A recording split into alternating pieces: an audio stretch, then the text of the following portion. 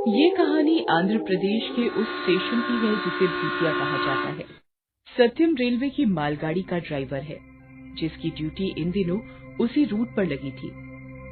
दिसंबर के महीने में एक दिन वो रात की ड्यूटी पर अपने असिस्टेंट गोपालन के साथ था। काफी धुंध होने के कारण मालगाड़ी बहुत धीरे धीरे चल रही थी। अचानक अगला स्टेशन आने के पहले जंगल वाले रास्ते पर सिग्नल लाल हो गया। उसने ट्रेन रोक दी।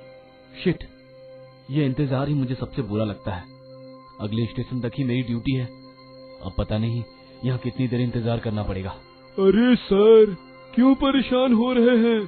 थोड़ी देर में हो जाएगा ग्रीन सिग्नल।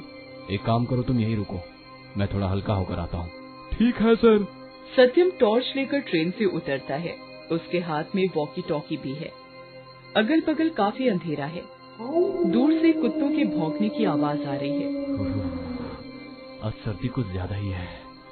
घर पहुंचकर रमा को बोलूंगा गर्मा गर्म सूप पिला दे। वो ये सोच ही रहा था कि उसे रेलवे के ट्रैक पर रेल के ही कुछ कर्मचारी दिखाई दिए।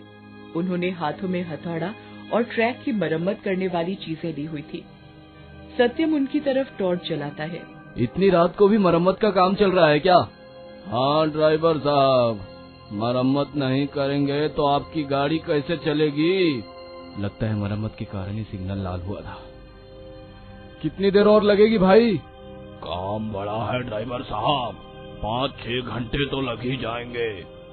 सत्यम की बात का जवाब देकर वो लोग अपने काम में लग गए। सत्यम को बहुत गुस्सा आ रहा था, क्योंकि आधे घंटे बाद उसे घर पहुंचना था। लेकिन वो करता भी क्या? नौकरी जो थी। वो फिर से ट्रेन में चढ़कर बैठ गया। उसका असिस्टेंट गोपालन वहां नहीं था।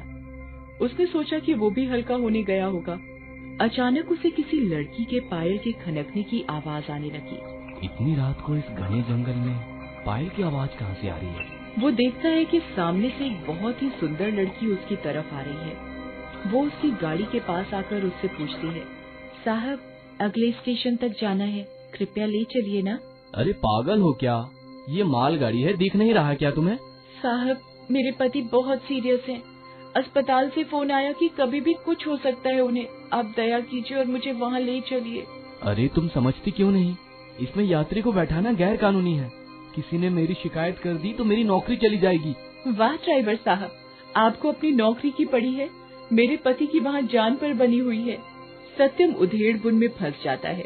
आखिरकार वो उसे गाड़ी में ऊपर आने के लिए कहता है। देखो, मेरा असिस्टेंट भी नहीं है, बिना उसके तो मैं जा ही नहीं सकता। सर, उनकी राह देखेंगे तो मैं अपने पति को नहीं देख पाऊंगी। ठीक है, लेकिन ये बात किसी को बताना मत तुम। नहीं बताऊंगी।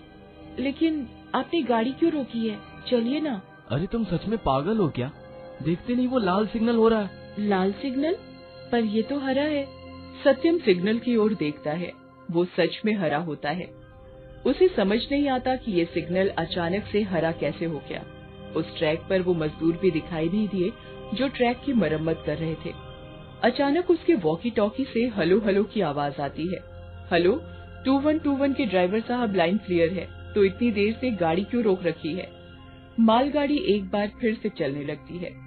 क्या बात है ड्राइवर साहब, आप बहुत परेशान लग रहे हैं। परेशान नहीं तो हाँ, कुछ सोचने लगा था। अभी कुछ लोग ट्रैक पर काम कर रहे थे। उन्होंने कहा 5-6 घंटे लगेंगे काम में। पता नहीं अचानक से वो गायब कहाँ हो गए। अरे साहब, वो जिंदा लोग नहीं थे। ये क्या बोल रही हो तुम? कुछ साल पहले यहाँ एक एक्सीडेंट हुआ था। रेल का फाटक बंद था क्योंकि एक ट्रेन क्रॉस करने वाली थी। लेकिन कुछ लोगों को पता नहीं किस बात की जल्दी थी।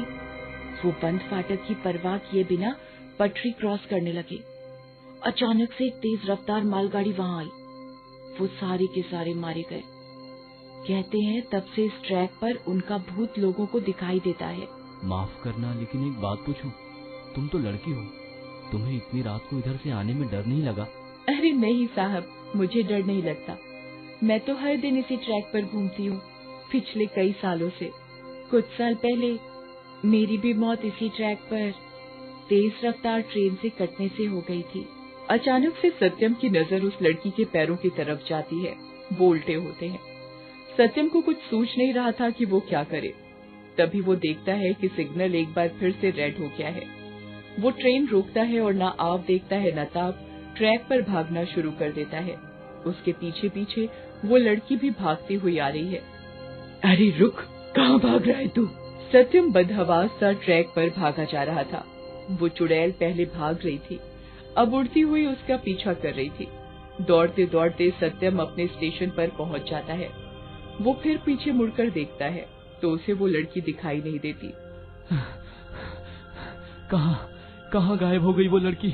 आज तो मैं मरते मरते बचा। तभी उसे सामने चाय की दुकान दिखाई देती है। वो भागता हुआ वहाँ पहुँचता है। एक चाय देना। चाय वाला चाय देने के लिए अपने हाथ बढ़ाता है। सत्यम जैसे ही उसके मुंह की ओर देखता है तो उसकी हालत पतली हो जाती है। ये वही रेलवे ट्रैक वाली लड़की होती है जो चाय वाले की दुकान पर होती है। मुझे छोड़ दो, मुझे छोड़ दो। उसे देखकर सत्यम बेहोश हो जाता है। सत्यम को जब होश आता है तो वो खुद को मालगाड़ी की अपनी सीट पर पाता है। उसके असिस्टेंट गोपालन के हाथों में पानी का गिलास होता है। सर, आप अचानक से बेहोश कैसे हो गए? बेहोश? गोपालन, वो लड़की कहाँ है? कौन सी लड़की सर? अरे जिसने मुझसे जीत की थी कि उसके पति के पास उसे जाना है, लेकिन जानते हो वो खुद मरकर चुड़ैल बन चुकी है। उसने मुझे मारने के लिए बहुत देर तक मेरा पीछा किया।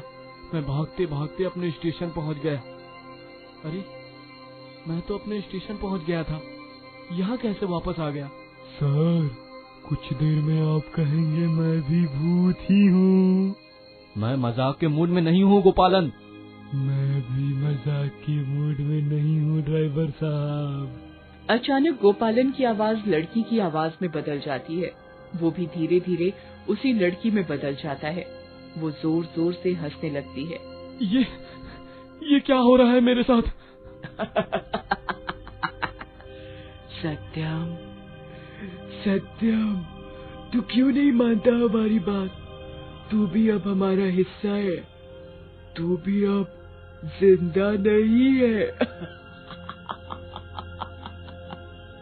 कहते हैं आंध्र प्रदेश के उस हिस्से से अब भी कोई ट्रेन नहीं गुजरती है। रेलवे ने उस इलाके को भूतिया